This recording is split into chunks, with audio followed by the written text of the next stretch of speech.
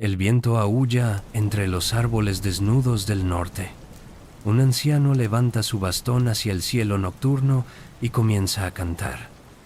No son palabras, son símbolos que vibran en el aire helado. Runas, cada sonido, una llave, cada entonación, un hechizo. Y quienes escuchan, sienten que el universo mismo responde. Bienvenidos una noche más a Somnialis, viajeros nocturnos. ¿Desde qué rincón del mundo nos acompañas esta noche? Tal vez desde las tierras escandinavas donde estas historias nacieron, o quizás desde el otro lado del océano, donde el eco de estas voces antiguas aún resuena. Cuéntanos en los comentarios. Ahora, acomódate. Apaga la luz si puedes. Cierra los ojos. Respira hondo.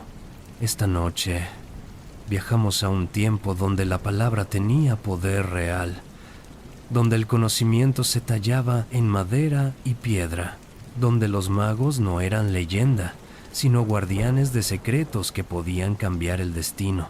Mucho antes de que Europa conociera catedrales y universidades, cuando Roma apenas era una aldea junto al Tíber, en los bosques del norte, entre fiordos y montañas, se gestaba una sabiduría que desafiaría el tiempo.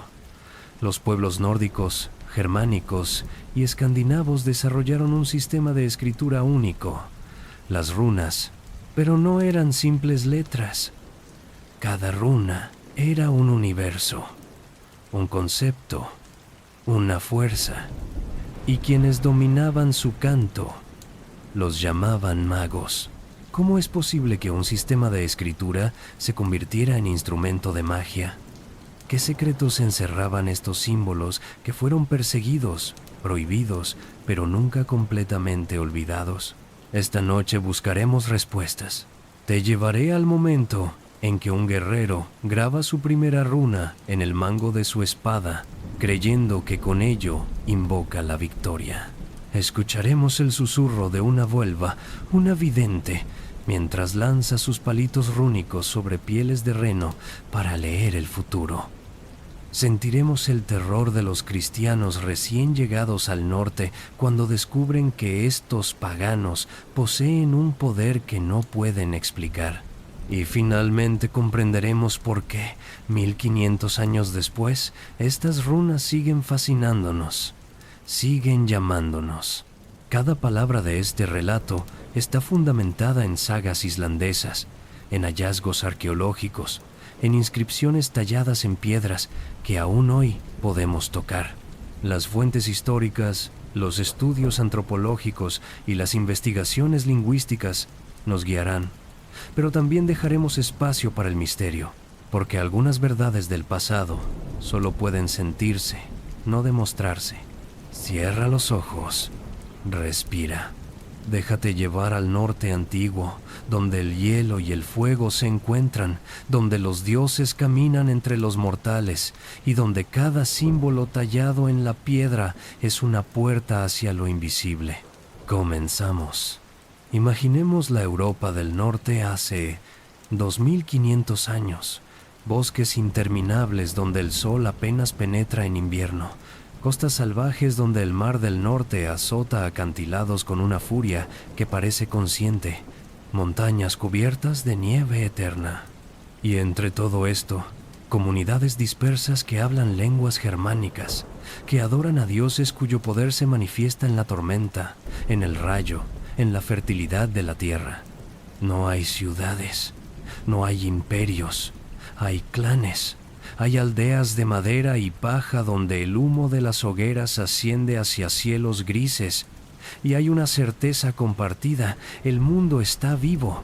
Los árboles escuchan, las piedras recuerdan, las palabras tienen peso, no solo significado, sino fuerza real. En este paisaje nace algo extraordinario.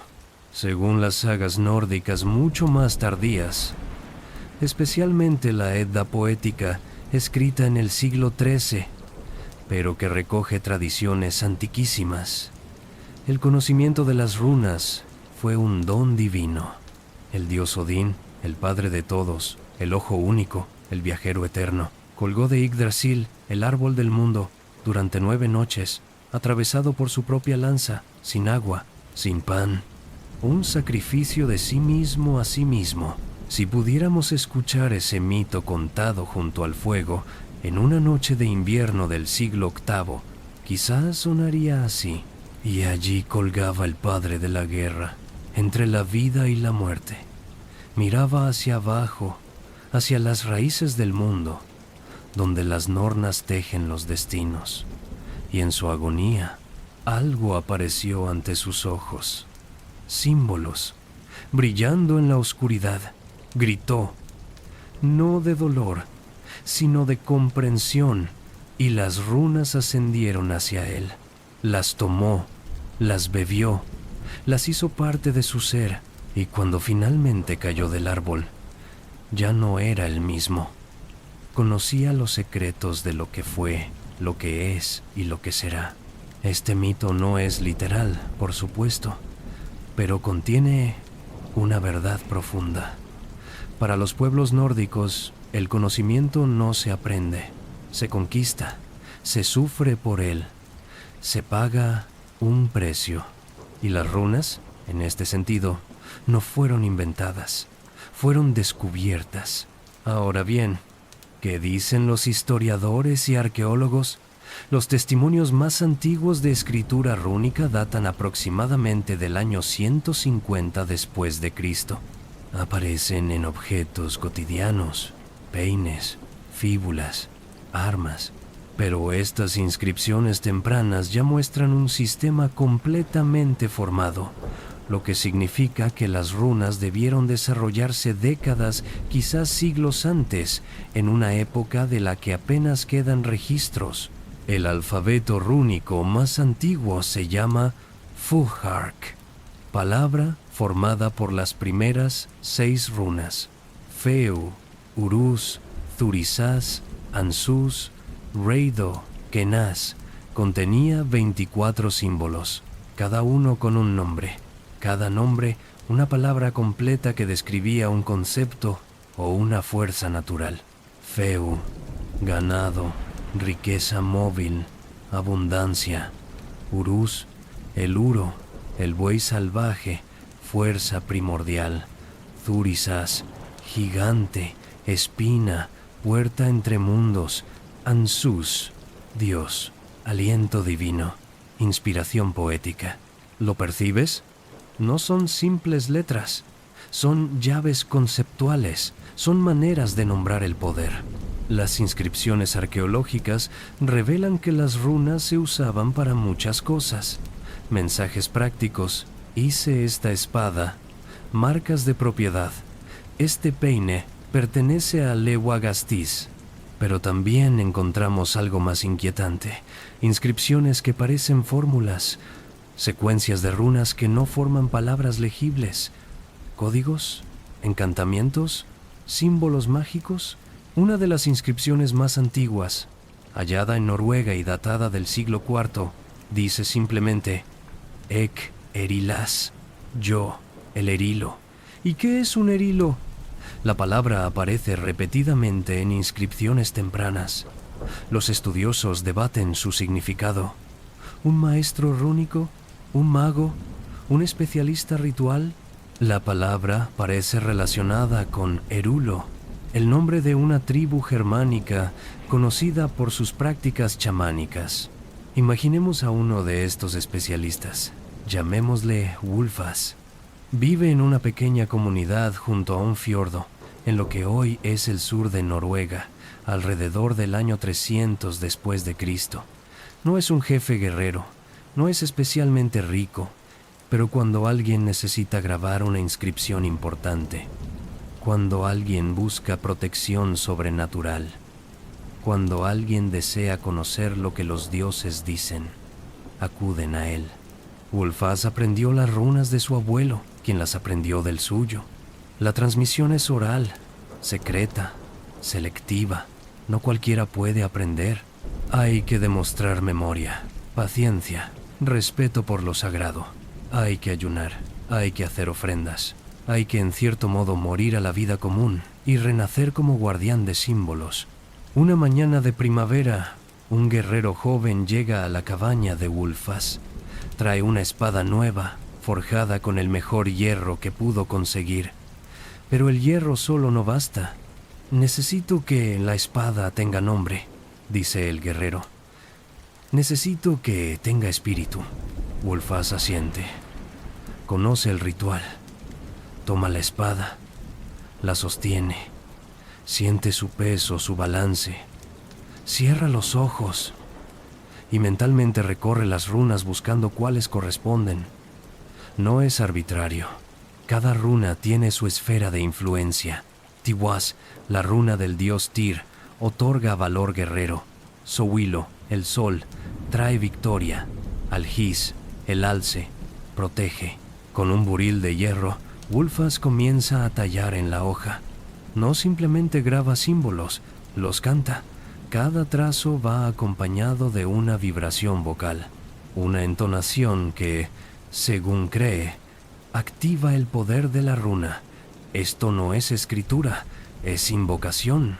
Cuando termina, la espada lleva 5 runas, T-I y W-A-Z, el nombre del dios de la guerra. Y debajo, una fórmula más enigmática, A-L-U. 3 runas que aparecen juntas en docenas de inscripciones antiguas, pero cuyo significado exacto los eruditos aún debaten. ¿Protección? ¿Consagración? ¿Una palabra de poder sin traducción directa? El guerrero paga con plata, pero antes de irse, pregunta algo que revela la mentalidad de la época. Si mi enemigo también tiene runas en su espada, ¿qué sucede? Wulfas sonríe levemente. Entonces el destino decidirá quién merece más la victoria. Las runas no mienten, no favorecen al injusto. Esta escena, aunque imaginada, refleja lo que las fuentes arqueológicas y textuales nos muestran. Las runas no eran vistas como simples herramientas humanas. Eran mediadoras entre el mundo visible y el invisible, entre la intención y la manifestación, entre el deseo y el destino. Y detrás de todo esto, una pregunta inquietante. ¿De dónde surgió realmente este sistema? Los estudiosos proponen varias teorías. Algunos señalan similitudes con alfabetos mediterráneos, especialmente el etrusco y el latino. Los pueblos germánicos comerciaban con Roma. Podían haber adoptado la idea de escribir, pero transformándola completamente según su cosmovisión. Otros investigadores notan que las runas comparten rasgos con símbolos tallados en rocas mucho más antiguos, los petroglifos escandinavos de la Edad de Bronce, símbolos solares, espirales, formas que parecen preludiar algunas runas posteriores. ¿Podría haber una continuidad de 3000 años? ¿Una tradición simbólica que simplemente se codificó en forma de escritura cuando el contacto con otras culturas lo hizo posible? La verdad probablemente es múltiple. Las runas son una síntesis. Nacen del contacto cultural, sí, pero también de una necesidad interna. Los pueblos nórdicos querían fijar su lengua, su memoria, su poder, y lo hicieron de una manera que reflejaba su manera de entender el universo, porque para ellos el universo era fundamentalmente sonoro. La creación misma, según los mitos, comenzó con sonido. En el principio era Ginnungagap, el vacío rugiente, y de ese vacío, mediante el encuentro del hielo y el fuego, nació el primer ser. Los dioses formaron el mundo del cuerpo del gigante Ymir, y luego dieron vida a los primeros humanos insuflando en ellos aliento, alma y destino. End, Od, Litr. 3 dones, 3 fuerzas vitales que la palabra podía tocar. En este contexto, las runas no son solo caracteres, son encarnaciones de fuerzas cósmicas. Son puntos de contacto entre lo humano y lo divino, y quien las domina no solo lee y escribe, conjura, cura, maldice, sabe. Las inscripciones más tempranas a menudo están acompañadas de símbolos protectores, ruedas solares, suásticas que en este contexto no tienen ninguna relación con el uso posterior perverso del símbolo, sino que representan el movimiento del sol, la continuidad, la protección. Encontramos objetos cubiertos de runas que nadie más debía leer, porque no eran mensajes para los vivos ordinarios, sino para espíritus, para dioses, para el destino mismo. Y así, en los primeros siglos de nuestra era, mientras Roma domina el Mediterráneo y el cristianismo comienza a expandirse, en el norte de Europa florece un sistema de conocimiento radicalmente diferente, no basado en textos sagrados inmutables, no centralizado en templos de piedra, sino distribuido en la memoria de individuos especializados, tallado en objetos portables, cantado en momentos de necesidad. Es un conocimiento nómada, tribal, iniciático y extraordinariamente resistente. Cuando el Imperio Romano colapsa en el siglo V, muchas tradiciones desaparecen con él, pero las runas no. Se expanden, se adaptan, se multiplican, porque no dependen de estructuras institucionales. Dependen solo de que alguien las recuerde, las talle y las cante. Y eso es precisamente lo que sucederá durante los siguientes 1000 años. Avanzamos ahora hacia los siglos V y VI después de Cristo. El Imperio Romano de Occidente ha caído. Europa entra en lo que se llamará la Alta Edad Media. Es un tiempo de migraciones masivas. Los pueblos germánicos se desplazan, conquistan, se asientan. Los anglos y sajones invaden Britania. Los godos saquean Roma. Los francos dominan la Galia. Los lombardos bajan hacia Italia. Y con ellos, las runas viajan. Encontramos inscripciones rúnicas desde Suecia hasta los Balcanes, desde Noruega hasta el Rin. Cada región desarrolla variantes. El Futhark antiguo de 24 runas comienza a transformarse. En Escandinavia, paradójicamente, se simplifica. Hacia el siglo VIII emerge el Futhark joven, de solo 16 runas. En las islas británicas, en cambio, se expande. El Futhark anglosajón llega a tener hasta 33 runas, incorporando sonidos específicos del inglés antiguo. Pero lo que nos interesa no es solo la evolución del alfabeto, es cómo las runas se convierten en parte integral de la vida cotidiana y de la vida mágica. Las inscripciones de este período revelan una sociedad donde lo sagrado y lo profano no están separados. Una espada no es solo un objeto, es un compañero.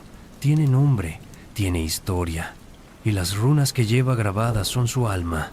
Según las sagas islandesas escritas siglos después pero que recogen tradiciones orales antiguas, existían hechiceros y hechiceras especializados en diferentes tipos de magia rúnica. Los Velur, generalmente mujeres, practicaban el Seidr, un tipo de magia chamánica que implicaba estados de trance, viajes espirituales y comunicación con los muertos. Los Berserkir, guerreros que entraban en furia de batalla, llevaban runas que supuestamente los hacían invulnerables al dolor. Los Skald, los poetas, usaban el poder de la palabra para bendecir o maldecir.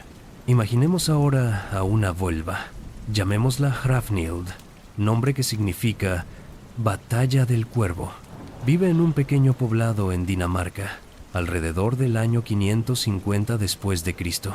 Es anciana. Su rostro está marcado por arrugas profundas.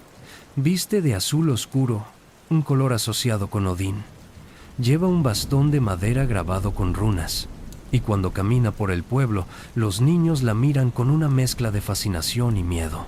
Hrafnild no es simplemente respetada, es necesaria, porque ella puede hacer lo que otros no, hablar con lo invisible.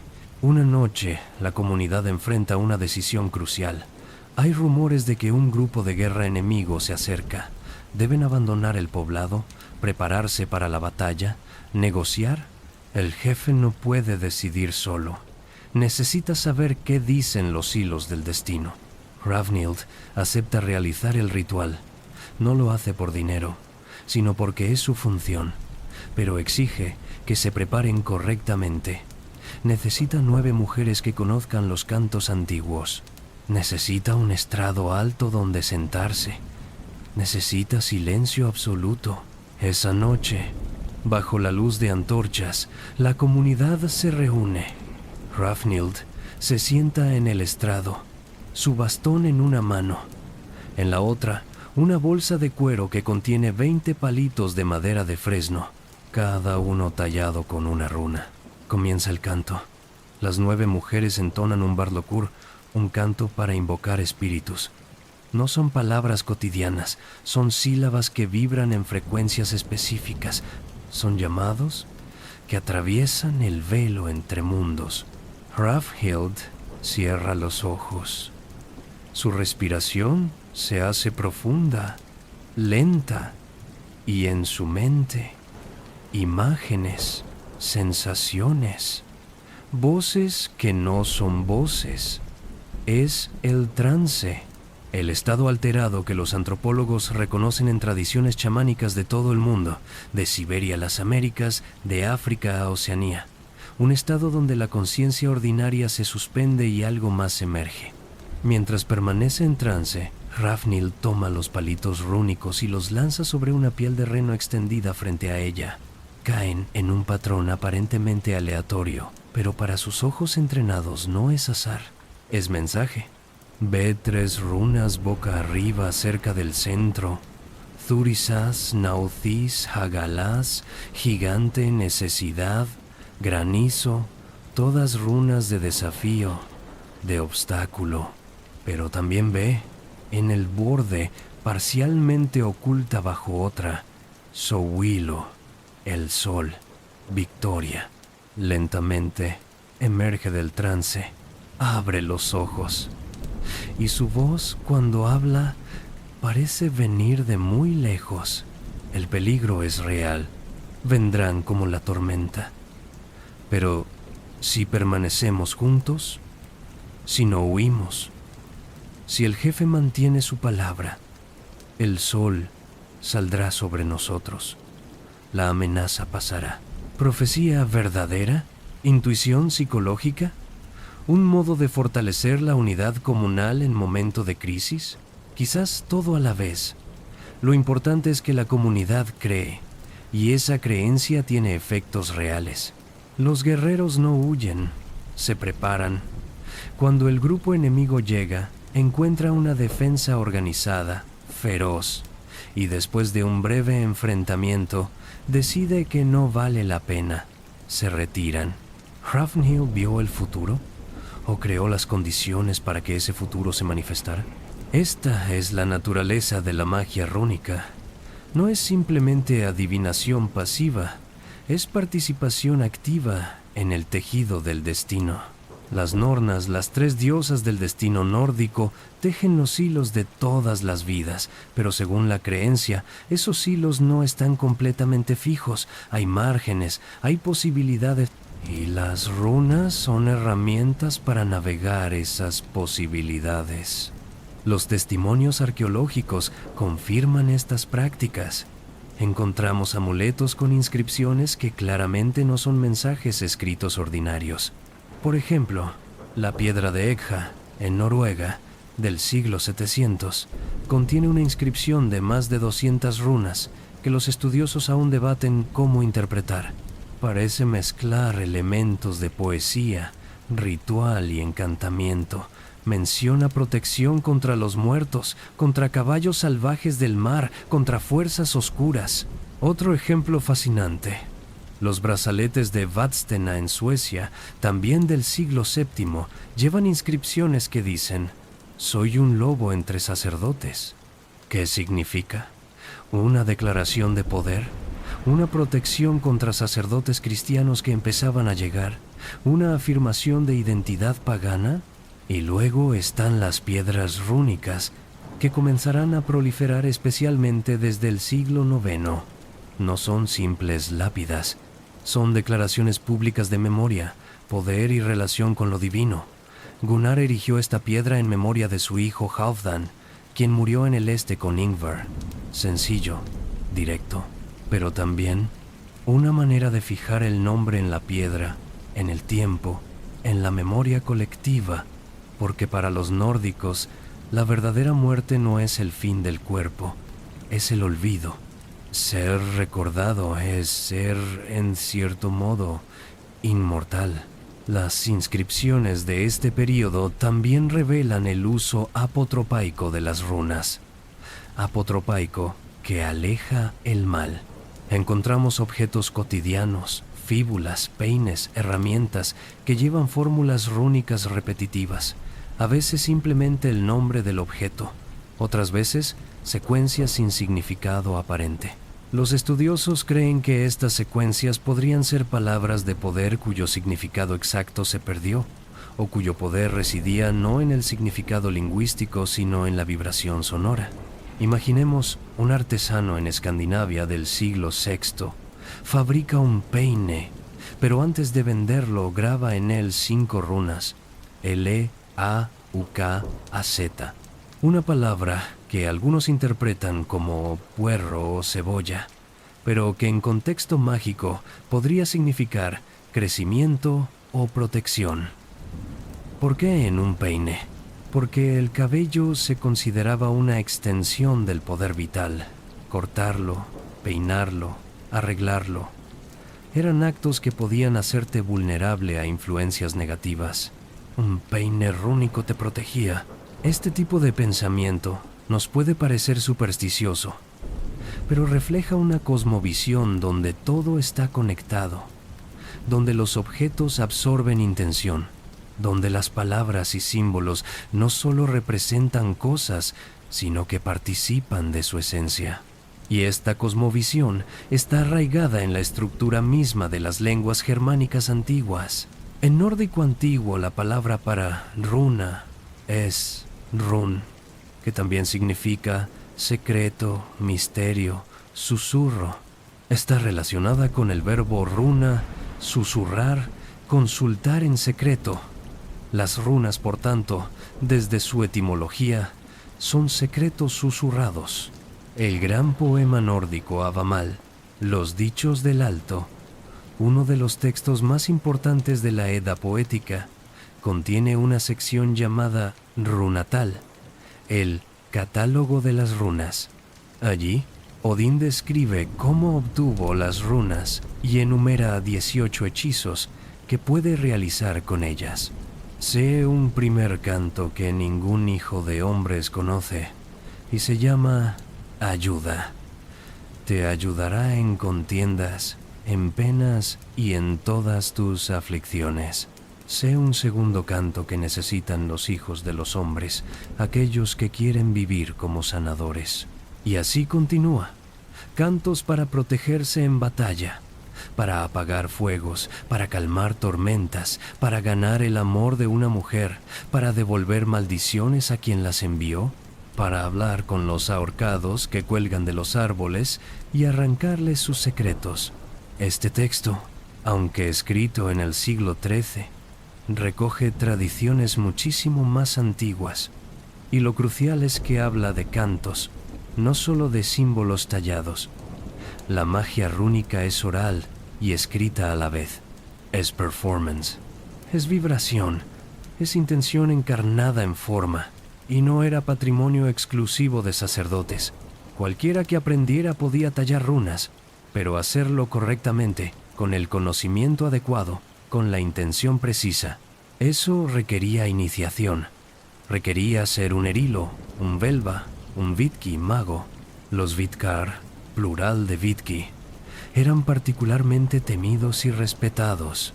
Su conocimiento incluía no solo runas, sino también galdr, magia cantada, seidr, magia de trance, y utiseta, sentarse afuera, una práctica de meditación solitaria en lugares de poder natural. Un vitki podía maldecir con efectividad aterradora, podía inscribir una nitstang, un poste de injuria, con runas que clamaban venganza, y plantar ese poste apuntando hacia la casa de su enemigo. La creencia era que esta maldición invocaría espíritus de la tierra para torturar al maldecido. Las sagas están llenas de estos relatos. Egil Skallagrímson, el héroe de una de las grandes sagas islandesas, era tanto guerrero como poeta y maestro rúnico. Según la saga, encontró una vez a una mujer joven enferma. Investigó y descubrió que alguien había tallado runas bajo su cama para curarla, pero las había hecho mal. Egil destruyó las runas incorrectas, talló las correctas, y la mujer sanó. La lección: las runas son poderosas, pero peligrosas si se usan sin conocimiento verdadero. Podemos casi escuchar la advertencia susurrada de maestro a aprendiz en una cabaña oscura del siglo VI. Las runas no son juguetes, son puertas, y algunas puertas no deberían abrirse sin saber qué hay del otro lado. Llegamos ahora a la era vikinga propiamente dicha.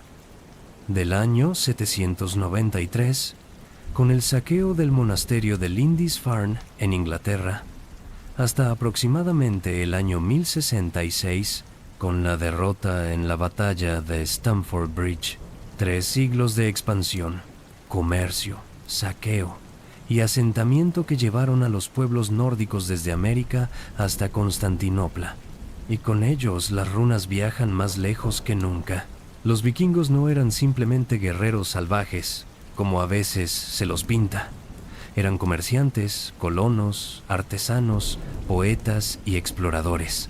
Establecieron rutas comerciales que conectaban el Báltico con el Mediterráneo, desde Irlanda hasta las estepas rusas. Y en cada punto de contacto dejaban marcas, literalmente. Encontramos grafiti rúnico en lugares asombrosos. En la iglesia de Hagia Sofía en Estambul, un vikingo grabó: Halfdan talló estas runas. Simple, directo.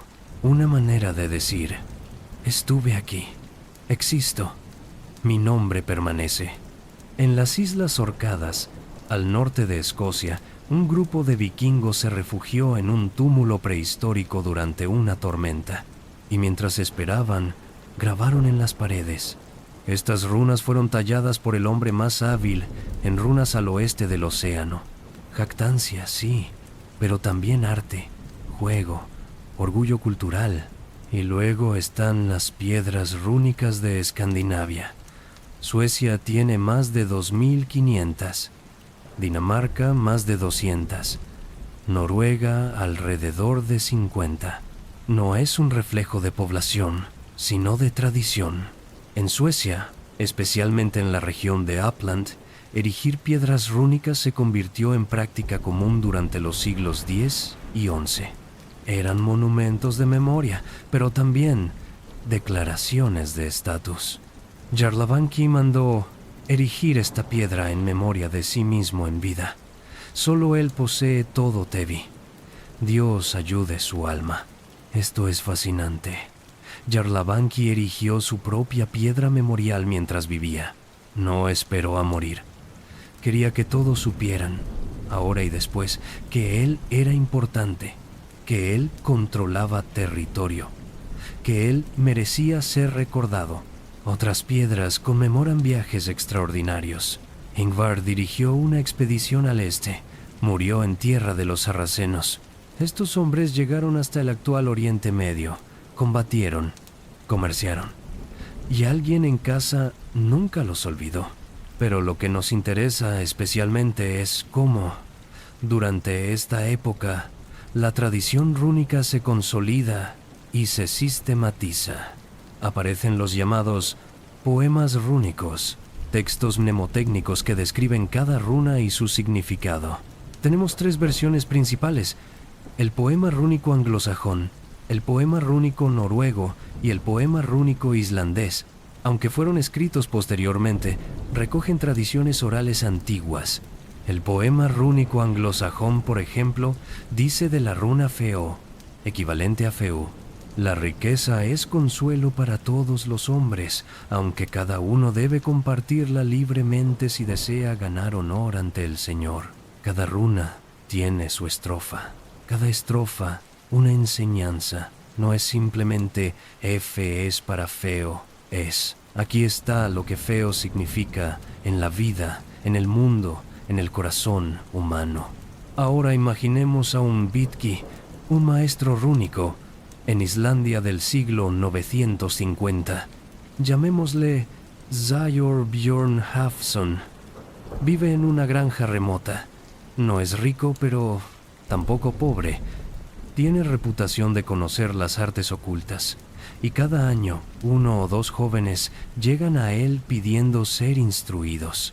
El aprendizaje no es rápido, no es fácil. Jord comienza con la memorización. El aprendiz debe poder recitar las 24 runas del Futhark antiguo o las 16 del Futhark joven sin error, hacia adelante y hacia atrás. Debe conocer sus nombres. Debe saber sus correspondencias. ¿Qué runa gobierna? ¿Qué aspecto de la vida? ¿Qué dios está asociado? ¿Qué elementos naturales? ¿Qué animales? Luego viene el tallado. No en cualquier madera. Ciertos árboles son mejores. El fresno, especialmente. Es el árbol del mundo, Yggdrasil. El tejo también, árbol de muerte y regeneración. El abedul, árbol de nuevos comienzos. Cada madera tiene su vibración. El aprendiz talla su primer juego de runas. 24 palitos del tamaño de un dedo. Los graba con cuchillo, limpiándolos de virutas. Y mientras talla, canta. Cada runa tiene su canto, pero tallar no es suficiente. Hay que teñirlas. Tradicionalmente, con sangre. Sangre propia, en el caso de un juego personal. Sangre de sacrificio en el caso de runas para uso comunitario. ¿Suena bárbaro? Quizás. Pero la lógica subyacente es coherente con la cosmovisión. La sangre es vida, la vida es poder. Las runas teñidas con sangre llevan ese poder. Después de meses, quizás un año, el aprendiz está listo para su primera consulta real. Llega un granjero. Sus ovejas han estado enfermando. Sospecha brujería. Alguien le ha hecho mal. El joven Vitki, bajo la mirada de Ayor Björn, realiza el ritual. Lanza las runas. Las lee. Ve Isa. Hielo. Estancamiento. Ve Perthro. El pozo. Lo oculto. Ve Eiwas. El tejo. Muerte o transformación. Su interpretación. Alguien cercano a ti guarda resentimiento. Algo que creías resuelto no lo está. Pero no es brujería externa, es veneno interno en tu propia casa. El granjero se queda pensativo y días después descubre que su hermano, con quien tuvo una disputa años atrás, ha estado echando sal en los campos donde pastaban las ovejas. Sabotaje sutil, venganza lenta, adivinación mágica, psicología intuitiva. El joven Vitki simplemente ha leído los símbolos y ha ofrecido una interpretación basada en patrones humanos recurrentes, pero para la comunidad ha visto lo invisible. Durante estos siglos, también se desarrollan tipos especializados de inscripciones rúnicas. Las runas de liga, donde 2 o más runas se combinan en un solo símbolo. Las runas de rama. Un sistema de escritura cifrada donde cada runa se representa mediante marcas codificadas. Los mensajes crípticos, donde las runas se escriben al revés, se omiten vocales o se usan en secuencias palindrómicas que tienen propósito mágico. Un ejemplo extraordinario es la piedra de Rock, en Suecia, del siglo 900. Contiene la inscripción rúnica más larga jamás encontrada, más de 700 runas, y su contenido es enigmático. Mezcla mitología, alusiones históricas, acertijos lingüísticos y lo que parecen ser encantamientos. Los estudiosos aún debaten su significado completo. Parece ser un monumento a un hijo muerto, pero también una demostración de virtuosismo rúnico. Como si quien la encargó dijera: mi dolor es profundo, mi conocimiento es vasto, y este monumento demostrará ambos. Durante esta época, también vemos la interacción entre el mundo rúnico pagano y el cristianismo emergente. Los vikingos comienzan a convertirse, primero en las colonias, Inglaterra, Irlanda, Normandía, luego en la propia Escandinavia. Las runas se adaptan, aparecen cruces en piedras rúnicas, aparecen invocaciones a Cristo y Dios junto a fórmulas tradicionales. La piedra de Jelling en Dinamarca, erigida por Harold Bluetooth alrededor del año 965, proclama: el rey Harold ordenó hacer este monumento en memoria de Gorm, su padre, y de Tira, su madre. Ese Harold que conquistó toda Dinamarca y Noruega e hizo cristianos a los daneses. Es un momento de transición. Las runas, creadas en contexto pagano, se vuelven vehículo para mensajes cristianos. ¿Pierden con ello su carácter mágico? No completamente. Incluso en contextos cristianos se seguirá atribuyendo a las runas poder especial, poder que incomoda a los sacerdotes. ¿Por qué?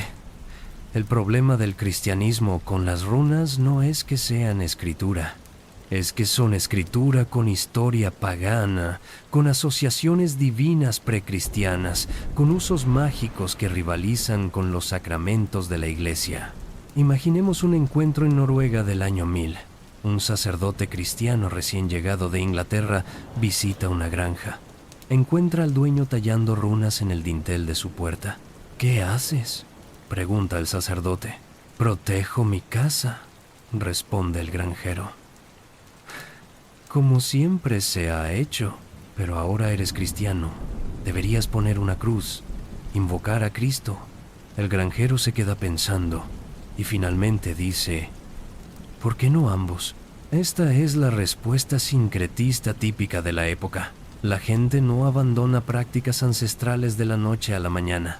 Las integra, las reinterpreta, las cristianiza superficialmente mientras mantiene su núcleo pagano.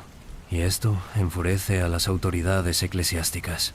Aparecen decretos, sermones, condenas. Las runas son obra del diablo.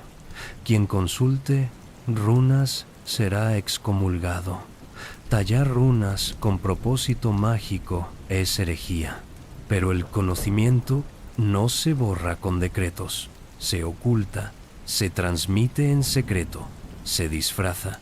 Y así, incluso cuando la era vikinga termina, incluso cuando Escandinavia se cristianiza oficialmente, las runas continúan, ya no públicamente, ya no con la misma aceptación social, pero en los márgenes, en las prácticas ocultas, en la memoria de maestros solitarios que pasan su conocimiento a aprendices seleccionados, porque algunas verdades no se escriben en iglesias, se tallan en madera y piedra, se cantan en la oscuridad, se susurran de oído a oído.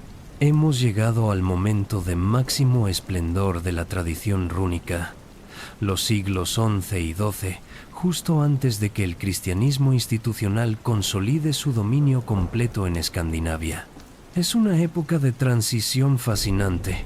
El paganismo nórdico aún existe, pero se está diluyendo.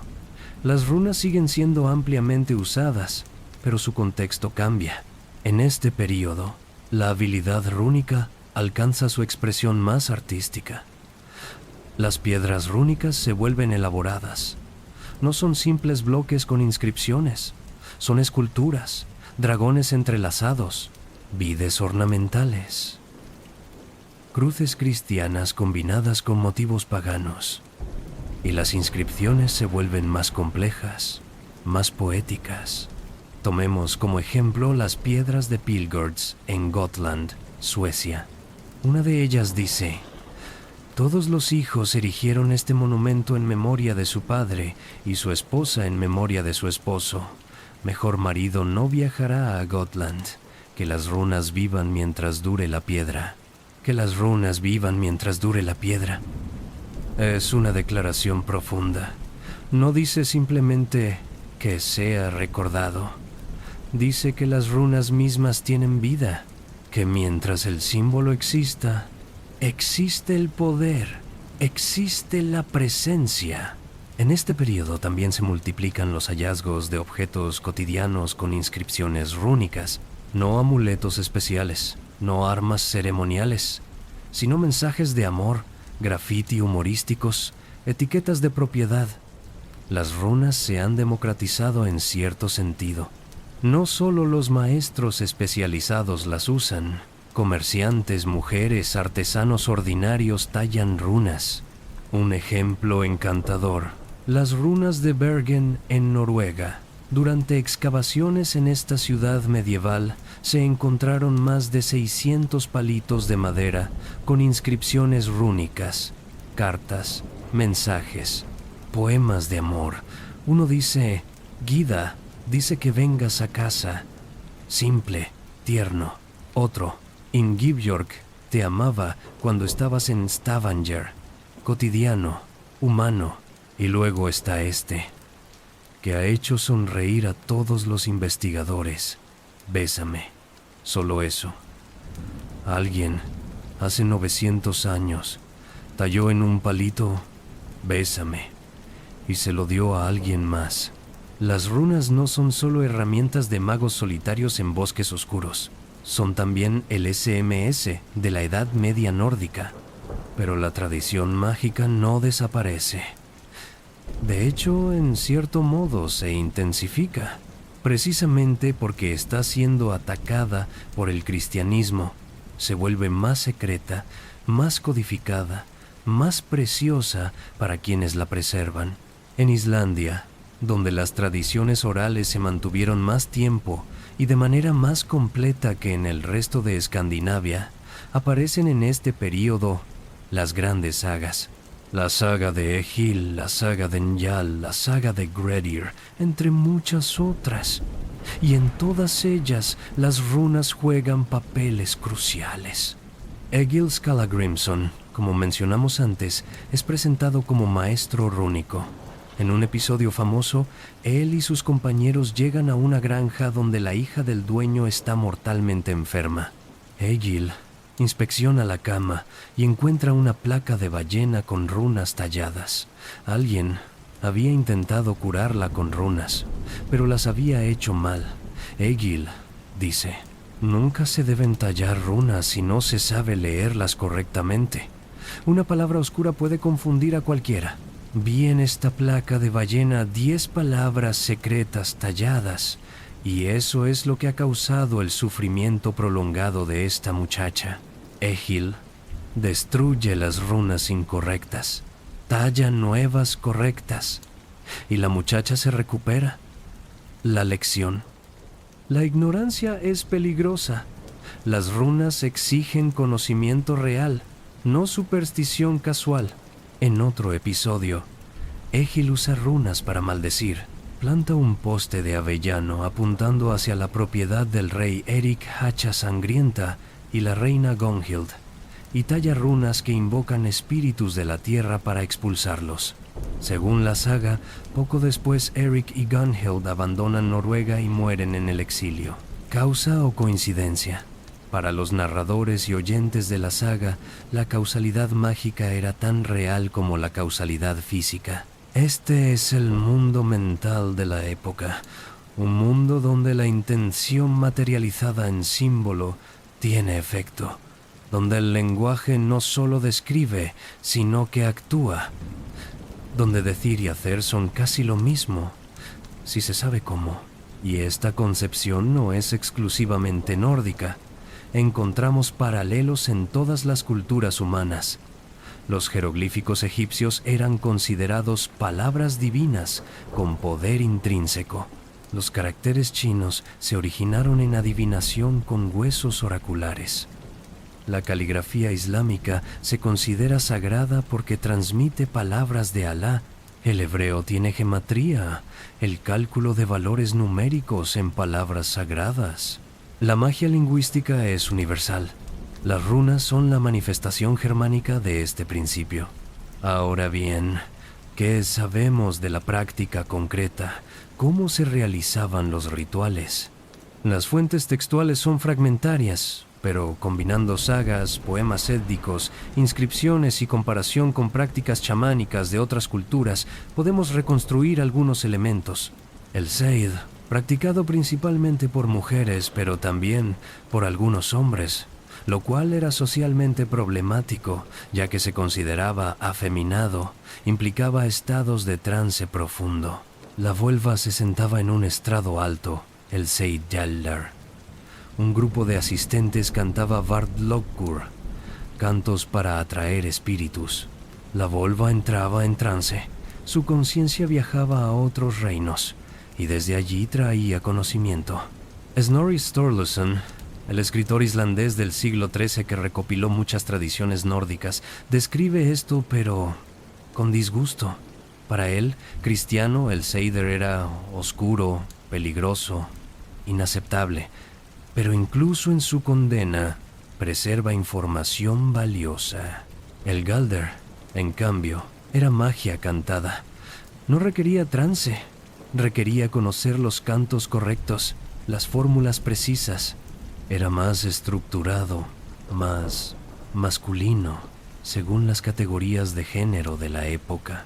Y luego estaba el simple uso de runas como talismanes.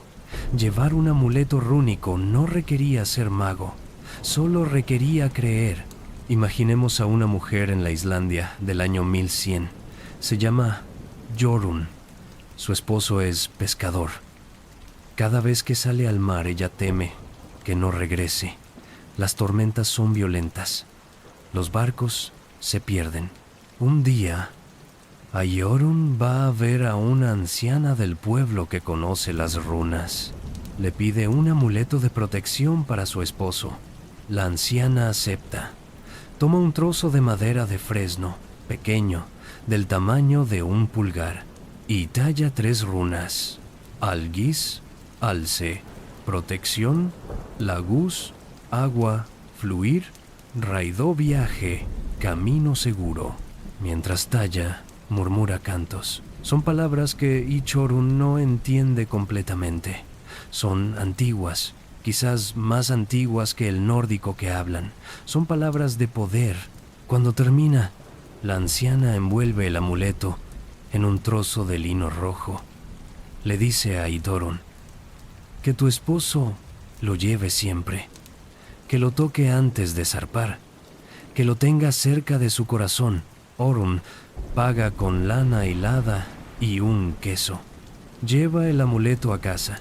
Se lo da a su esposo con lágrimas en los ojos. Él, aunque cristianizado, aunque ha escuchado a los sacerdotes denunciar estas prácticas, lo toma, porque el miedo es más fuerte que la doctrina, porque todos necesitamos creer que hay algo que nos protege en el caos.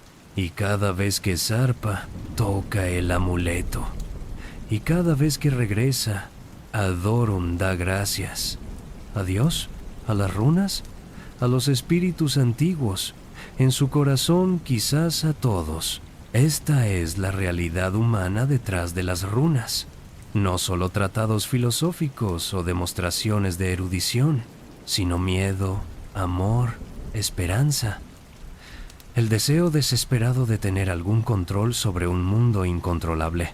Y las runas ofrecen eso, o al menos la ilusión de eso, o quizás algo en el medio. Una manera de enfocar la intención, de materializar la voluntad, de participar activamente en lugar de ser víctima pasiva del destino. En este periodo de apogeo, también se desarrollan complejos sistemas de adivinación rúnica. No solo lanzar palitos y leer cómo caen, sino métodos estructurados. Por ejemplo, el método de Odín, donde se seleccionan 3 runas que representan pasado, presente y futuro. O el método de la cruz nórdica, más elaborado, con múltiples posiciones que representan diferentes aspectos de la situación consultada. ¿Cuándo se desarrollaron estos métodos? No lo sabemos con certeza. Algunos estudiosos creen que son reconstrucciones modernas. Otros argumentan que tienen raíces auténticas en prácticas medievales. La verdad probablemente está en el medio. Los principios son antiguos. Las formas específicas pueden haber evolucionado.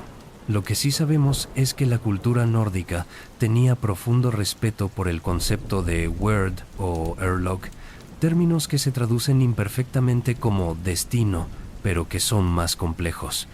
No es un destino fijo e inmutable como el griego. Es más bien la acumulación de acciones pasadas que influyen en el presente. Es causación, es karma en cierto sentido. Y las runas son herramientas para navegar el Wyrd, para entenderlo, para trabajar con él en lugar de contra él. En este apogeo, las runas son ubicuas. Están en piedras monumentales, en palitos de mensaje, en armas, en amuletos, en edificios. Están en la vida pública y en la práctica secreta. Son cristianizadas, pero mantienen su aura pagana. Son democráticas, pero conservan núcleos de conocimiento especializado. Es el momento justo antes de que todo cambie. El último resplandor del sol antes del anochecer. Porque en los siguientes siglos, el cristianismo se consolidará completamente. Las runas como escritura serán reemplazadas por el alfabeto latino, y las runas como magia serán empujadas cada vez más hacia las sombras. Entramos ahora en el siglo XIII. Escandinavia está completamente cristianizada, al menos oficialmente. Las últimas piedras rúnicas monumentales se erigen. El Futhark joven ya nos enseña ampliamente. La escritura latina, apoyada por la iglesia y las cortes reales, se vuelve dominante. Pero esto no significa que las runas desaparezcan. Significa que se transforman, se vuelven clandestinas, se especializan y, curiosamente, en algunos aspectos se intensifica su asociación con lo mágico precisamente porque dejan de ser escritura cotidiana. La tensión es palpable. Por un lado tenemos la Iglesia Católica empeñada en erradicar todo vestigio de paganismo. Por otro tenemos comunidades rurales que mantienen tradiciones ancestrales. Y en el medio, personas tratando de navegar ambos mundos. Los escritos eclesiásticos de la época están llenos de condenas. Las leyes canónicas prohíben la adivinación, el uso de amuletos paganos, la consulta de Velur y Vidkar. En Islandia, por ejemplo, la Gragas, el corpus legal medieval, específicamente menciona penas para quienes practiquen magia rúnica. Pero las mismas sagas escritas en este período, por autores cristianos, preservan con detalle extraordinario las prácticas que supuestamente debían condenarse. ¿Por qué? Porque eran demasiado parte de la identidad cultural como para ignorarlas. Porque el pasado pagano era la fuente del orgullo étnico nórdico. Y porque, secretamente, muchos seguían creyendo. Un caso fascinante es el de las Galdravakur islandesas. Los libros de magia no son de este período exactamente, sino posteriores, de los siglos XVI y XVII, pero recogen tradiciones muchísimo más antiguas. Son grimoires nórdicos, manuales de magia práctica, y están llenos de runas. Contienen Galdrastafir, símbolos mágicos que combinan runas de maneras complejas y abstractas. El Agishhalmur, el yelmo del terror, un símbolo de 8 brazos que se dice otorga invencibilidad. El Vegvisir, la brújula rúnica, que supuestamente previene perderse. Y cientos más, cada uno con propósito específico. ¿Son estos símbolos auténticamente medievales? Los eruditos debaten, pero lo importante es que demuestran una continuidad. La tradición rúnica no murió, se adaptó. Se mezcló con elementos de magia cabalística, grimorios europeos, influencias cristianas heréticas. Se volvió sincretista. Imaginemos ahora a un hombre en Islandia del año 1300. Se llama Samundur. Es granjero. Cristiano practicante, va a misa, conoce los evangelios, pero su hijo está gravemente enfermo. Ha rezado. Ha hecho penitencia. El sacerdote ha bendecido al niño. Nada funciona. En su desesperación, Samundur recuerda historias que su abuelo le contó de niño, historias de curanderos que usaban las runas antiguas. Sabe que está prohibido, sabe que es pecado, pero su hijo se está muriendo. Una noche, sale de su casa. Camina por campos cubiertos de nieve hasta una cabaña aislada donde vive una anciana. Ella tiene reputación y no es buena. Se dice que sabe cosas, que hace cosas. Samundur golpea la puerta. La anciana abre. Cuando ve quién es, sonríe con tristeza. Tu hijo, dice. No es pregunta. Samundur asiente. Avergonzado, la anciana lo hace entrar. Su cabaña huele a hierbas, a humo de turba, a algo indefinible que no es desagradable pero tampoco familiar. Hay objetos colgando de las vigas, huesos, piedras, trozos de madera con marcas. ¿Sabes lo que me pides?, pregunta ella. Sé que está mal, sé que Dios. Comienza Samundur. No hables de tu Dios aquí, lo interrumpe. Los dioses antiguos aún escuchan, aún responden. Quizás tu Dios blanco es demasiado joven para entender enfermedades antiguas. Es blasfemia. Samundur debería irse, pero no lo hace. La anciana prepara un amuleto. Toma un hueso pequeño, quizás de ave. Con un cuchillo afilado talla runas. Pero no son las runas que Samundur vagamente recuerda de piedras monumentales. Son símbolos más complejos, entrelazados, como si múltiples runas se hubieran fundido. Mientras talla, canta, no en nórdico, en algo más antiguo. Samundur no entiende las palabras, pero siente su peso. Siente que algo en el aire cambia. Cuando termina, la anciana envuelve el hueso en lana negra y se lo da. Bajo la almohada del niño. No lo quites hasta que la fiebre baje. Y cuando baje, tráelo al río más cercano y déjalo ir. No lo quemes, no lo entierres. El agua debe llevarlo. Samundur paga con plata, más de lo que puede permitirse. Vuelve a casa en la oscuridad, el amuleto pesado en su bolsillo como una condena. Hace lo que le dijeron. Coloca el hueso bajo la almohada de su hijo y reza. Reza al Dios cristiano, pidiéndole perdón.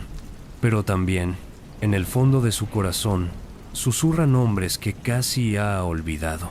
Or, Freya, los viejos. 3 días después, la fiebre del niño baja, se recupera. Samundur nunca le cuenta a nadie. Nunca confiesa este pecado al sacerdote, pero tampoco olvida. Y cuando años después su hija le pregunta por las historias antiguas, se las cuenta, con cuidado, con ambivalencia, pero se las cuenta. Esta es la tensión del período: fe oficial versus práctica oculta, creencia pública versus necesidad privada. Y en esa tensión, la tradición rúnica sobrevive, no en catedrales, no en universidades, pero en cabañas aisladas, en conocimiento susurrado, en actos desesperados de amor y miedo. Las autoridades lo saben. Hay juicios ocasionales. En 1332, en Noruega, una mujer llamada Ragnhild Dregagas es acusada de brujería. Los testimonios mencionan que usaba runas para maldecir. Es torturada hasta confesar. Pero la confesión es ambigua. ¿Realmente usaba runas? ¿O la acusación fue conveniente para deshacerse de una mujer problemática? La historia de la brujería en Europa está llena de estas ambigüedades. Las acusaciones a menudo revelan más sobre los miedos de los acusadores que sobre las prácticas de los acusados. Pero lo cierto es que la asociación entre runas y magia oscura se fortalece en este período. Ya no son simplemente escritura ancestral, son herramientas de brujería, son peligrosas, y quien las use se arriesga no solo a la condenación divina, sino a la persecución humana. Y sin embargo las runas se preservan. En Islandia especialmente, donde el aislamiento geográfico y la fuerte tradición de sagas mantuvieron viva la memoria cultural nórdica de manera más completa que en el continente. Los manuscritos islandeses del siglo XIII, aunque escritos en latín o alfabeto latino, a menudo incluyen secciones sobre runas. Describen el Futhark, explican significados. Snorri Sturluson, en su Edda en prosa, dedica secciones a la mitología rúnica, preserva los poemas antiguos, y aunque escribe desde perspectiva cristiana, aunque a veces se burla de las creencias paganas, no puede evitar el respeto, porque son las historias de sus ancestros, son las raíces de su identidad. Esta ambivalencia define el período. Rechazo y fascinación, condena y preservación. Es como si la cultura nórdica no pudiera decidir si matar su pasado pagano o mantenerlo vivo. Y quizás no era cuestión de decidir. Quizás era simplemente imposible matar algo tan profundamente arraigado. Porque las runas no son solo símbolos en piedra o madera, son patrones mentales, son maneras de pensar, y esas no se borran con leyes o sermones. Un niño nórdico del siglo XIII, aunque cristiano, crece escuchando sagas donde las runas tienen poder, crece viendo piedras rúnicas en el paisaje, crece en una lengua que tiene palabras como runa, con toda su carga semántica de secreto y misterio. No puede simplemente olvidar, no puede simplemente dejar de preguntarse, ¿y si las historias son ciertas? ¿Y si los antiguos sabían algo que hemos perdido? Y en momentos de crisis, de enfermedad, de miedo, esa pregunta resurge. Y con ella, la tentación de buscar las runas una vez más. Esta es la grieta interna de la cultura nórdica cristianizada. Una superficie de ortodoxia católica bajo la cual fluyen corrientes antiguas nunca completamente secadas. Y estas corrientes seguirán fluyendo, ocultas pero persistentes, durante siglos más. Llegamos ahora a los siglos XIV y XV, la era medieval tardía. La peste negra ha devastado Europa, matando a 1/3 de la población. El feudalismo se resquebraja. Hay guerras, hambrunas, revueltas campesinas, y en este caos muchas tradiciones se pierden. Las runas como sistema de escritura están prácticamente extintas. En Escandinavia, el alfabeto latino es universal. Las últimas personas que recuerdan leer runas fluidamente están muriendo. Las piedras rúnicas se están convirtiendo en curiosidades del paisado incomprendidas por las nuevas generaciones. Pero, paradójicamente, la magia rúnica no desaparece. Se refugia en prácticas folk, en supersticiones rurales, en grimoires clandestinos, y se mezcla con otras corrientes. La cábala judía, que circula en círculos ocultos europeos, la magia natural del Renacimiento temprano, los restos de prácticas chamánicas de pueblos úgricos.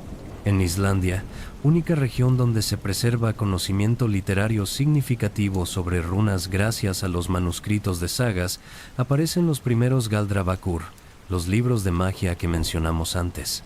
El más famoso, el Galdrabók, data del siglo XVI pero recopila material anterior. Estos libros son fascinantes y perturbadores. Mezclan sin problemas oraciones cristianas con invocaciones a demonios, runas antiguas con símbolos cabalísticos, recetas de hierbas con instrucciones para pactos sobrenaturales. Es sincretismo extremo. Es la cultura popular intentando crear herramientas de poder usando cualquier recurso disponible. Un ejemplo. Para hacer invisible un ejército, el Galdrabók instruye tallar ciertos Galdrastafir, símbolos rúnicos complejos, en pedazos de madera, enterrarlos en las esquinas del campamento y recitar versos cristianos al revés. Es absurdo desde perspectiva moderna, pero revela la mentalidad. El poder está en los símbolos, sin importar su origen. En el continente, mientras tanto, las runas se vuelven cada vez más objeto de anticuarios y eruditos más que de practicantes. Los humanistas del Renacimiento comienzan a interesarse en ellas como curiosidades históricas. Se publican los primeros intentos de catalogar inscripciones rúnicas, pero son estudios externos, arqueológicos, no transmisiones vivas de tradición. Y luego viene la Reforma Protestante en el siglo XVI.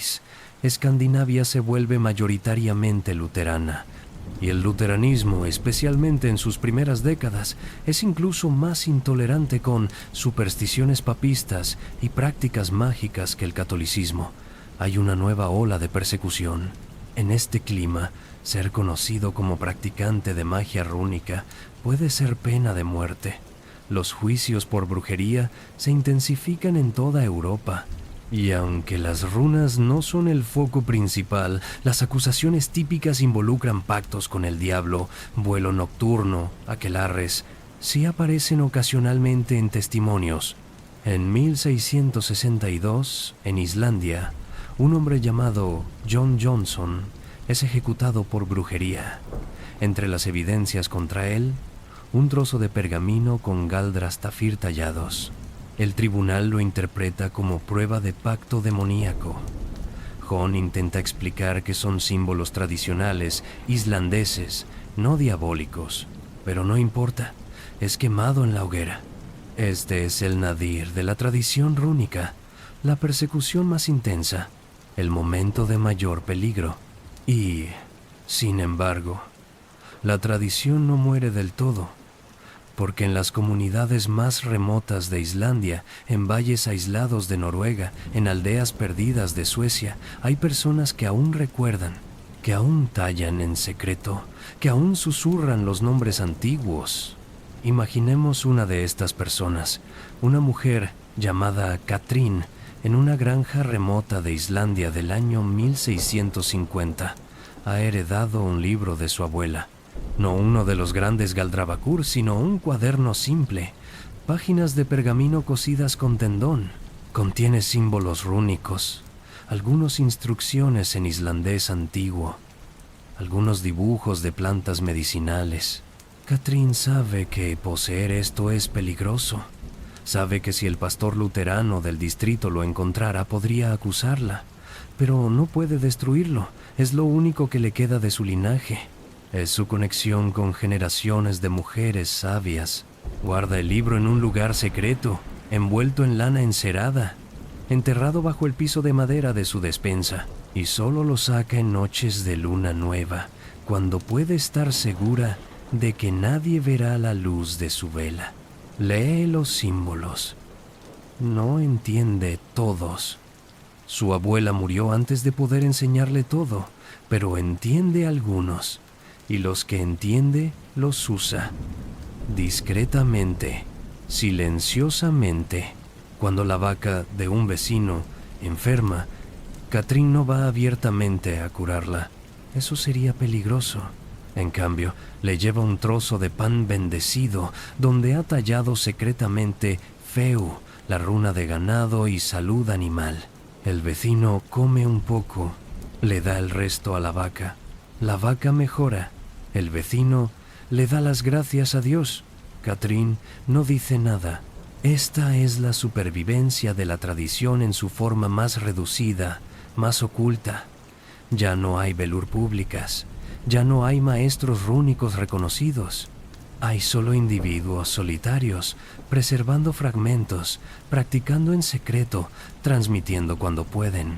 Y cuando Katrín es anciana, elige cuidadosamente a quién transmitir. No a todos sus hijos, solo a una hija, la más confiable, la que muestra genuino respeto por lo antiguo. Le enseña algunos símbolos, algunos usos, y le advierte: nunca hables de esto abiertamente, nunca confíes en las autoridades, esto es nuestro secreto familiar, manténlo así. La hija promete. Y cuando Katrín muere, el libro pasa a sus manos y el ciclo continúa. Esta es la manera en que la tradición sobrevive los siglos oscuros, no institucional, no literaria, pero viva en pequeñas transmisiones familiares, en prácticas folk, en objetos heredados que se guardan con reverencia sin entender completamente. Hacia el siglo XVIII, las persecuciones disminuyen. La Ilustración trae una nueva mentalidad. Las élites educadas dejan de creer literalmente en brujería. Los juicios se vuelven raros. Y lentamente, muy lentamente, se vuelve más seguro hablar de estas cosas. Pero para entonces, mucho se ha perdido. Los Galdrabacur más completos se han quemado, o están escondidos tan bien que nadie los encuentra. Los maestros que conocían el sistema completo han muerto sin transmitir.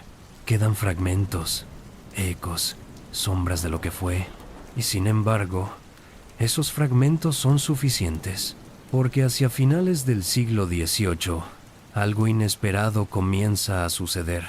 El romanticismo emerge como movimiento cultural, y el romanticismo está fascinado con lo folclórico, con lo nacional, con lo ancestral. Intelectuales escandinavos comienzan a redescubrir las sagas, a catalogar inscripciones rúnicas, a preguntarse qué se ha perdido de la sabiduría antigua, y aunque su enfoque es más arqueológico que práctico, más académico que experiencial, están plantando semillas, semillas que germinarán en el siglo XIX y florecerán de maneras inesperadas y problemáticas en el siglo XX, porque la tradición rúnica no ha muerto, ha hibernado y está a punto de despertar. Aquí estamos ahora, en el presente, siglo XXI. Más de 1000 años desde que las runas alcanzaron su apogeo. ¿Qué queda? ¿Qué sobrevivió? En cierto modo, todo. Y en otro, casi nada. Las runas están en todas partes en la cultura contemporánea, en películas, en videojuegos, en joyería, en tatuajes. Millones de personas tienen runas tatuadas en sus cuerpos sin conocer realmente su historia. Las ven como símbolos de fuerza, de conexión con el norte antiguo, de espiritualidad pagana. Pero ¿cuántos conocen la complejidad real? ¿Cuántos entienden que cada runa no es simplemente una letra o un símbolo genérico, sino un concepto multidimensional con capas de significado desarrolladas durante milenios? La historia de las runas en los últimos 2 siglos es compleja y a veces oscura, porque las runas han sido usadas para muchos propósitos, no todos nobles. En el siglo XIX, el movimiento nacionalista romántico germánico redescubrió las runas como símbolo de identidad étnica. Esto en sí mismo no fue problemático, pero en el siglo XX los nazis apropiaron ciertos símbolos rúnicos para su iconografía. Las SS usaron una versión de la runa Sowilo. Otras runas aparecieron en insignias militares, y con ello contaminaron esos símbolos con asociaciones de horror, genocidio, maldad absoluta. Esta apropiación fue una traición a la tradición rúnica, porque las runas no son símbolos de odio, son herramientas de sabiduría, de conexión con lo divino, de búsqueda de significado.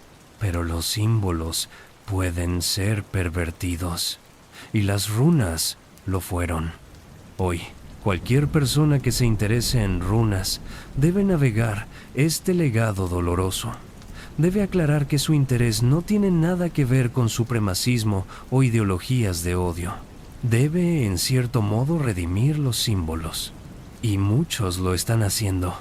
Hay un resurgimiento contemporáneo de interés genuino en las runas, no como curiosidad histórica simplemente, sino como práctica espiritual viva. Paganos modernos, practicantes de reconstruccionismo nórdico, asatruar contemporáneos, todos están trabajando para entender y revivir la tradición de manera respetuosa. Compran o hacen sus propios juegos de runas, estudian los poemas rúnicos, aprenden las correspondencias tradicionales, practican meditaciones rúnicas y algunos reportan experiencias profundas, momentos de insight, sensaciones de conexión con algo más grande. ¿Es esto lo mismo que la práctica antigua? Por supuesto que no. No podemos recrear completamente la cosmovisión de un Vitki del siglo VIII. Vivimos en un mundo radicalmente diferente. Tenemos ciencia, tecnología, contextos culturales transformados, pero quizás no necesitamos recreación exacta. Quizás lo que necesitamos es inspiración.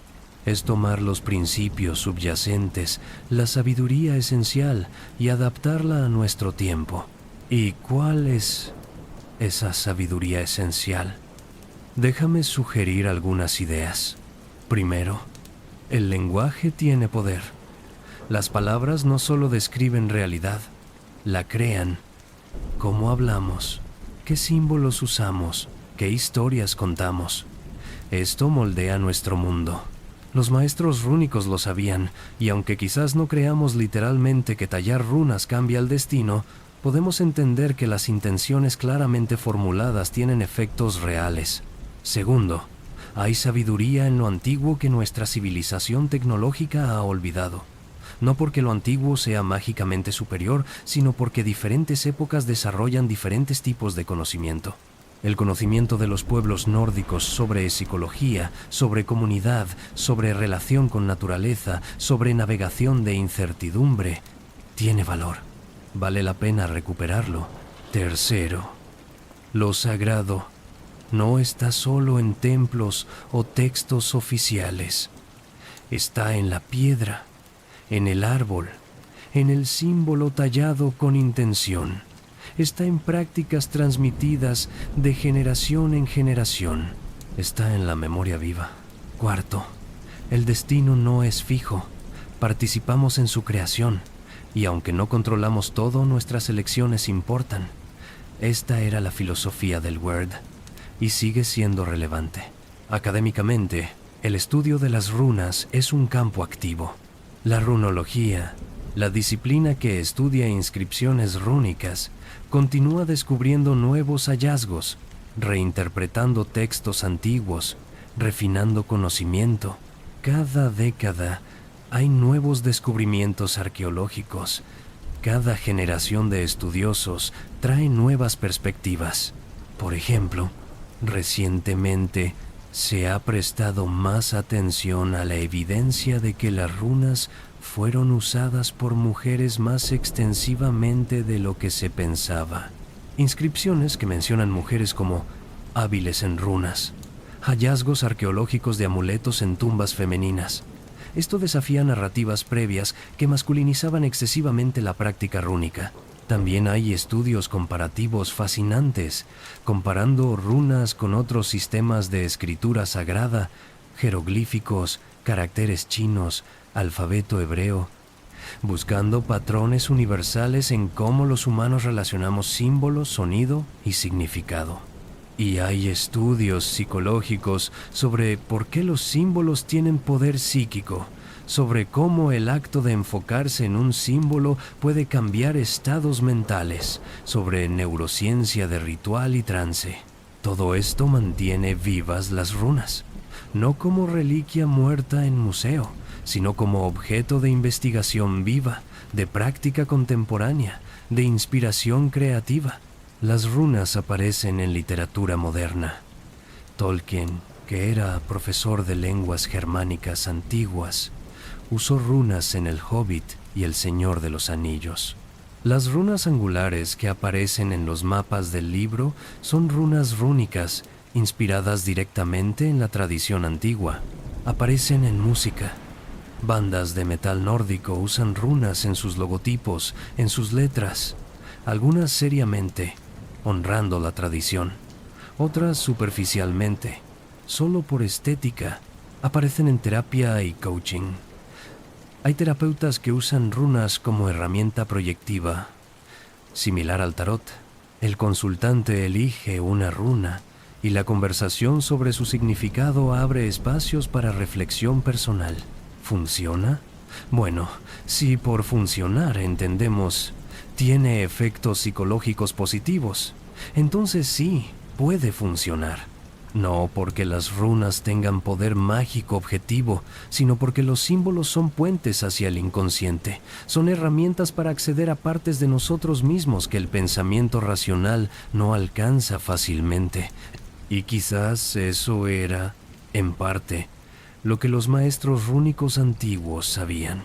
Quizás no creían literalmente que tallar su huilo hacía salir el sol, pero sí entendían que el símbolo del sol activaba algo en la psique humana: confianza, esperanza, energía, y esas cualidades internas sí podían cambiar resultados externos. En este sentido, la magia rúnica nunca fue simple superstición.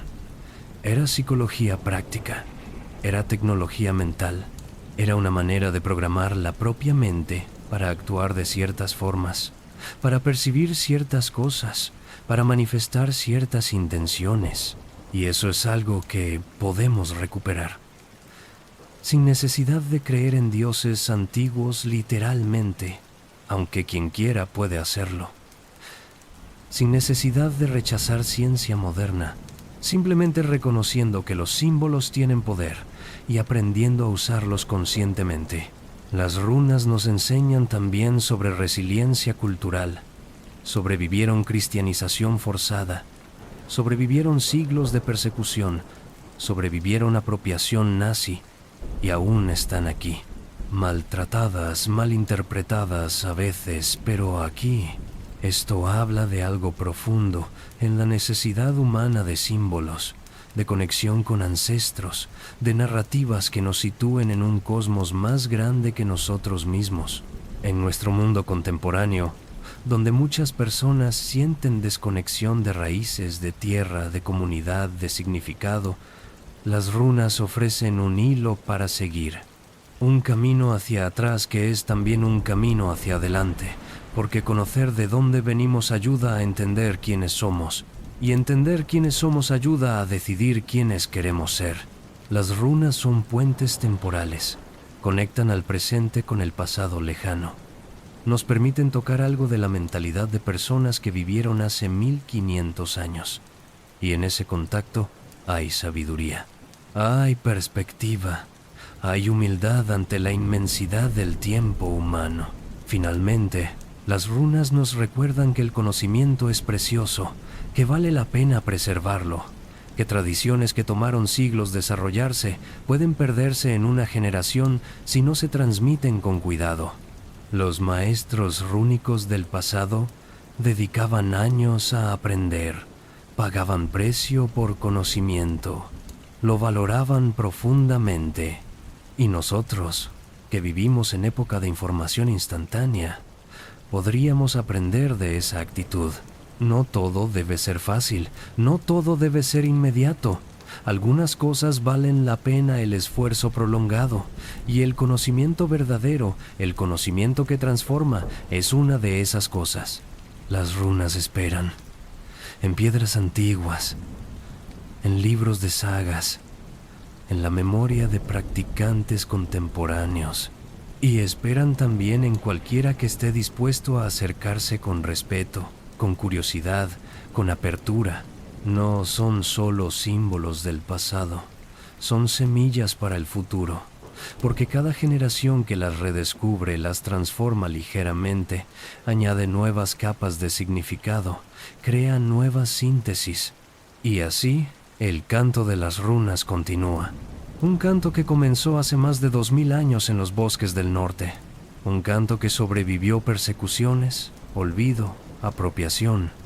Un canto que aún podemos escuchar si nos quedamos quietos, si cerramos los ojos, si abrimos el corazón.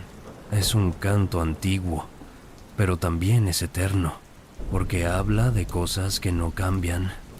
La búsqueda humana de significado, el anhelo de conexión con lo sagrado, el deseo de dejar marca en el mundo, la esperanza de que nuestros nombres, nuestras acciones, nuestras vidas importen, que las runas vivan mientras dure la piedra, y las piedras, como sabemos, duran mucho tiempo.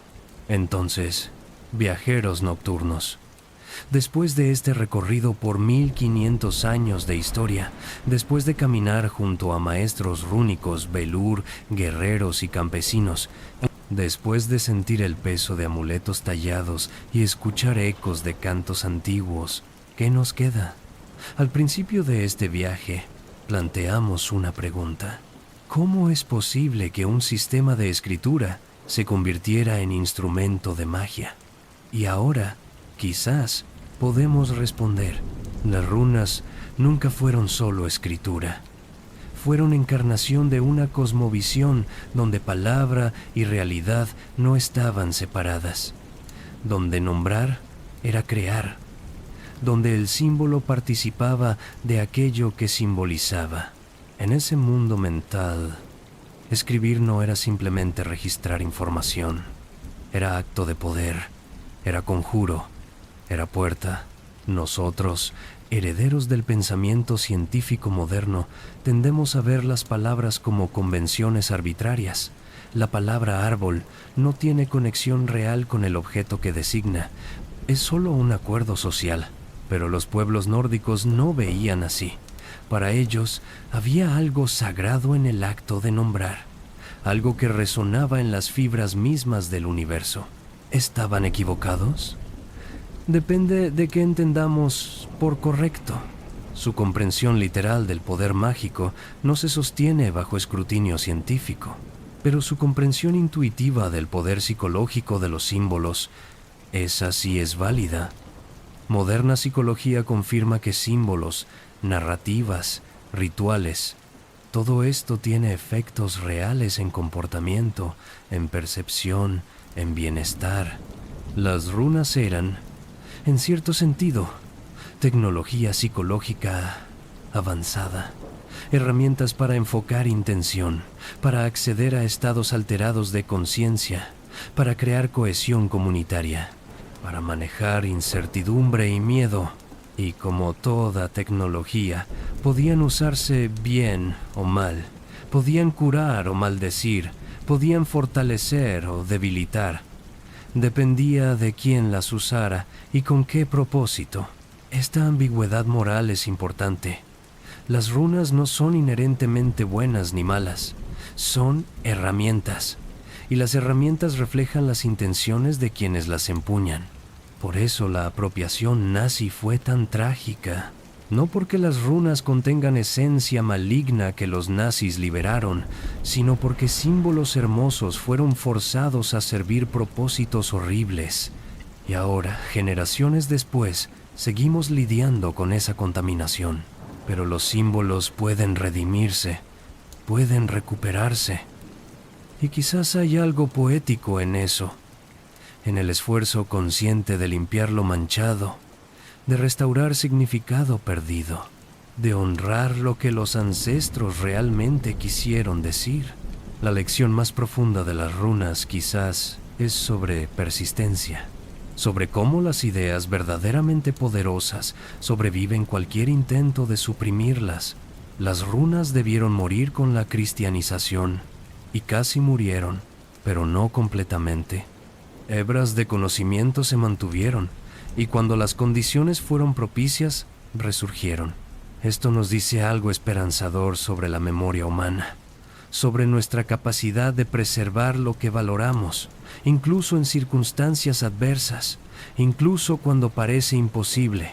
También nos dice algo sobre responsabilidad. Cada generación es guardiana temporal de conocimiento acumulado. Podemos transmitirlo fielmente, podemos distorsionarlo, podemos dejarlo morir. La elección es nuestra. Y en esta época de cambio acelerado, de disrupciones tecnológicas, de crisis ecológica y social, quizás necesitamos reconectarnos con sabiduría antigua, no para rechazar modernidad, sino para complementarla, para recordar cosas que la civilización industrial olvidó. Los pueblos nórdicos entendían que los humanos somos parte de naturaleza, no separados de ella. Entendían que comunidad es esencial para supervivencia. Entendían que hay misterio en el universo que ningún análisis puede agotar completamente. Entendían que necesitamos mitos, narrativas, símbolos, porque somos animales contadores de historias. Las runas son parte de esa herencia. No la única parte, pero una importante. Y quizás, en algún nivel más profundo, lo que las runas nos enseñan es a prestar atención, a ver el mundo con ojos que buscan significado, a entender que todo está conectado de maneras no siempre evidentes, a reconocer que pequeños actos, pequeñas elecciones, pequeñas palabras, tienen consecuencias que se expanden más allá de lo inmediatamente visible. Un maestro rúnico del siglo VIII tallando símbolos en madera no sabía que, 1200 años después, alguien encontraría ese objeto y aprendería de él. No sabía que participaba en cadena de transmisión que atravesaría milenios. Simplemente hacía su trabajo con intención y cuidado. Y nosotros también participamos en cadenas de transmisión. Cada acción que realizamos, cada palabra que hablamos, cada elección que hacemos, es una runa que tallamos en el tejido del tiempo. Dejará huella, influirá en lo que viene después. ¿Qué runas estamos tallando? ¿De qué seremos recordados? ¿Qué heredarán quienes vengan después de nosotros? Estas son preguntas que los pueblos nórdicos se hacían constantemente. Y son preguntas que nosotros, herederos de su legado, podríamos hacernos también. El canto de las runas es, finalmente, canto sobre tiempo, memoria y significado. Es canto sobre cómo los seres humanos intentamos trascender nuestra mortalidad dejando marcas en piedra, marcas en historias, marcas en las vidas que tocamos. Y quizás esa sea la verdadera magia. No invocar fuerzas sobrenaturales, sino crear algo que perdure, algo que importe, algo que, cuando nosotros ya no estemos, siga resonando. Que las runas vivan mientras dure la piedra. Y nosotros somos también piedras, talladas por nuestras experiencias, marcadas por nuestras elecciones, destinadas a permanecer un tiempo y luego, como todo, a disolvernos en el flujo del tiempo. Pero mientras estemos aquí, podemos tallar con intención. Podemos elegir qué símbolos grabar en nuestras vidas. Ahora quiero escucharte a ti, viajero nocturno. De todo lo que hemos explorado esta noche, ¿qué te resonó más profundamente? ¿Fue la imagen de la Vuelva entrando en trance, cruzando el velo entre mundos? ¿El guerrero llevando su amuleto rúnico al mar, confiando en símbolos antiguos? ¿La anciana preservando conocimiento secreto en época de persecución? ¿O quizás algo más? ¿Algún momento que tocó algo en ti que no sabías que estaba ahí? Cuéntamelo en los comentarios. Me encanta leer vuestras reflexiones, ver cómo estas historias encuentran eco en vidas diferentes, porque cada uno trae sus propias experiencias, sus propias búsquedas, y lo que toca a uno puede ser diferente de lo que toca a otro. Y si hay otros temas históricos que te gustaría que exploráramos juntos, déjamelo saber. ¿Te intriga la magia egipcia, los misterios celtas, las tradiciones chamánicas siberianas, los sabios del Tíbet? El pasado humano está lleno de sabiduría esperando ser redescubierta. Y este canal existe para explorarla contigo. Si este viaje te ha acompañado, si has aprendido algo, si te ha hecho pensar o sentir, considera suscribirte a Somnialis. Cada semana nos sumergimos en nuevos horizontes. Buscamos entender cómo llegamos a ser quienes somos. Honramos a los ancestros y buscamos sabiduría que ilumine nuestro camino hacia adelante. No eres solo espectador aquí, eres parte de esta comunidad de buscadores nocturnos, de personas que valoran la profundidad, que no tienen miedo de la oscuridad porque saben que en la oscuridad a veces se ven mejor las estrellas. Y ahora, mientras esta noche llega a su fin, mientras los ecos de cantos rúnicos se desvanecen en el silencio, quiero que regreses conmigo al momento donde comenzamos. ¿Lo recuerdas? Un anciano en Bosque del Norte, levantando su bastón, cantando símbolos hacia el cielo helado, sintiendo que el universo responde. Esa escena no es solo pasado, es también presente, porque cada vez que alguien busca significado en medio del caos, cada vez que alguien intenta nombrar lo innombrable, cada vez que alguien talla intención en realidad, está participando en esa tradición antiquísima. Tú también eres maestro rúnico.